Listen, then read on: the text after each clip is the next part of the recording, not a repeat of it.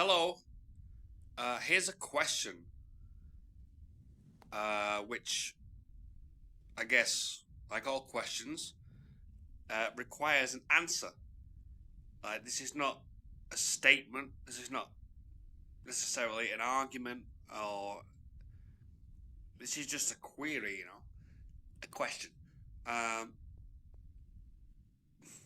we're told, as of the past sort of uh, maybe decade, possibly at most, that gender and sex are two completely different things. Now, the way I've always understood it, and still do understand it, is that gender, I understand like sex refers to the biology and gender refers to the social roles and stuff. But I've always understood it as they're completely correlated, they're totally connected. That gender is a byproduct of sex.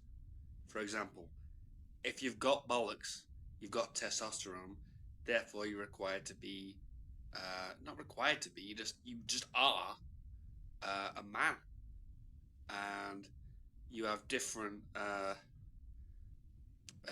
strengths and different weaknesses that women don't have. Almost they have the opposite. We're like a yin and a yang. Um, that's the way I've always sort of thought of it. Is like if you have a vagina, then you're more likely to be intuitive, emotional, nurturing, that kind of stuff. If you have testicles and a sausage, you're more likely to be uh, competitive, possibly, physically stronger, and more concerned with practical things. Things more so necessarily than with people.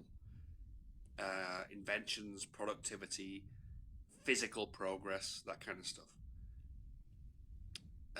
In recent years, this has all been obviously flipped on its head, and now we're told that gender has nothing to do with physical biology. It has nothing. It's all just a decision that anybody can.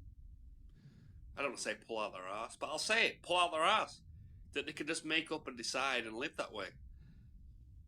Now, if that's so, let's just grant them that. If that's true, that gender is how you feel and not a product of what you objectively are, then how is cutting off your dick uh, affirming? How is that affirming, gender affirming surgery? If it's got nothing to do with biology. How does cutting off your dick and balls affirm you as a girl? If it's all just how you feel.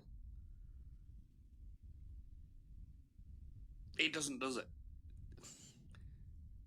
I'm sure people have said this same thing many a times in many a different and similar ways before, but it's so self-contradictory. It's what I can't remember his name, but used to call a self-detonating argument. It's a self-detonating philosophy. It's eating itself alive to say that gender and sex are totally different, but the way to affirm your gender is to change your sex. It's like how.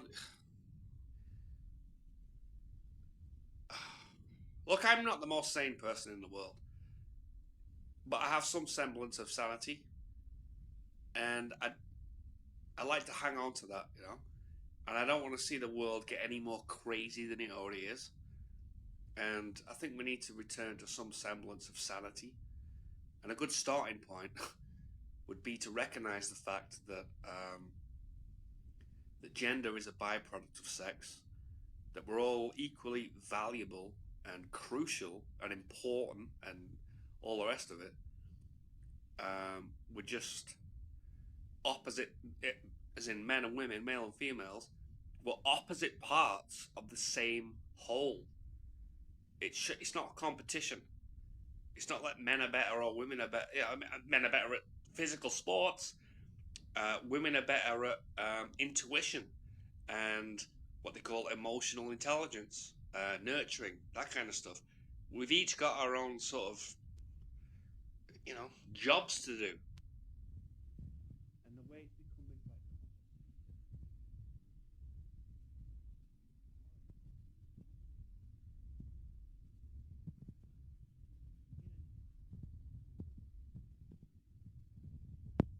like that symbol, particularly